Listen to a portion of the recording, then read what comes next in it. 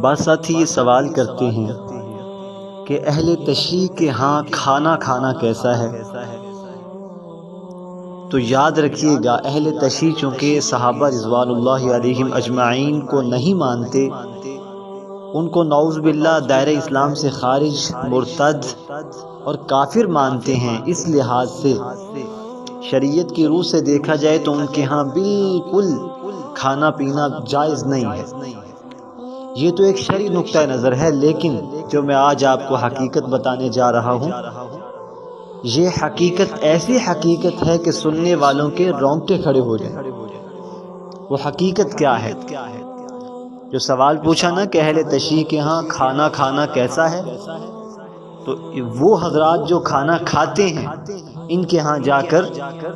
ان کی خدمت میں یہ عرض ہے کہ یہ تھوڑا سا ایک چھوٹا سا واقعہ سن لیں۔ میں خود چشم دید اس بات کا گواہ ہوں۔ ہم جب ملتان میں تھے تو وہاں میرا ایک بہت عزیز تھا، اس عزیز کا جو کزن تھا نا، وہ اہل تشیع تھا،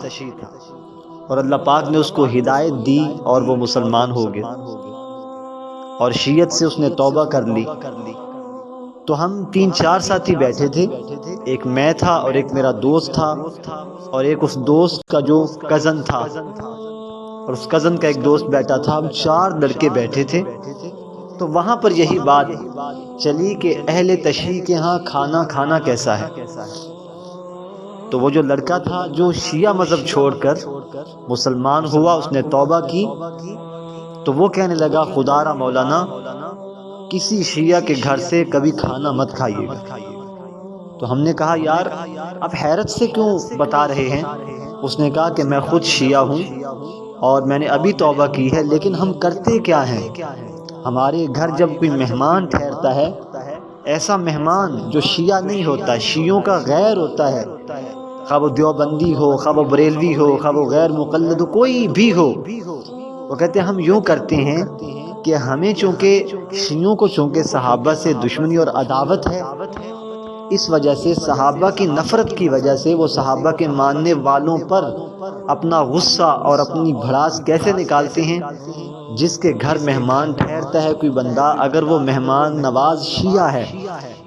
تو وہ بات بتانے کی سر عام تو نہیں، لیکن یہ مجبوری ہے بتانا ان ساتھیوں کو جو بار بار سوال پوچھتے ہیں کہ مولانا شیعوں کے ہاں کھانا کھانا کیسا ہے۔ تو ان کی خدمت میں یہ میری چھوٹی سی بات عرض ہے کہ کان کھول کر یہ بات بھی سن لیں، اور یہ بات بتانے والا میں نہیں ہوں، یہ شیعہ ہے جو شیعہ رہ چکا ہے، پھر وہ مسلمان ہوا، توبہ طائب ہوا۔ وہ کہنے لگا مولانا ہم یوں کرتے ہیں، اگر ہمارے گھر میں کوئی مسلمان جو صحابہ کو ماننے والا آ جاتا تو ہم رات کو جو ہے اپنا نجس پانی نکال کر، یا اگر شادی شدہ ہے تو بیوی سے ہم بستر ہو کر جو نجس پانی کا خروج ہوتا ہے، وہ نجس پانی ہم کھانے کے اندر ملا کر ان صحابہ کے ماننے والوں کو کھلاتے تھے وہ کھانا، اور ہم فخر کرتے تھے دیکھو ہم نے ان کو کیا کھلایا ہے، یہ صحابہ کے ماننے والے ہیں، نعوذ باللہ۔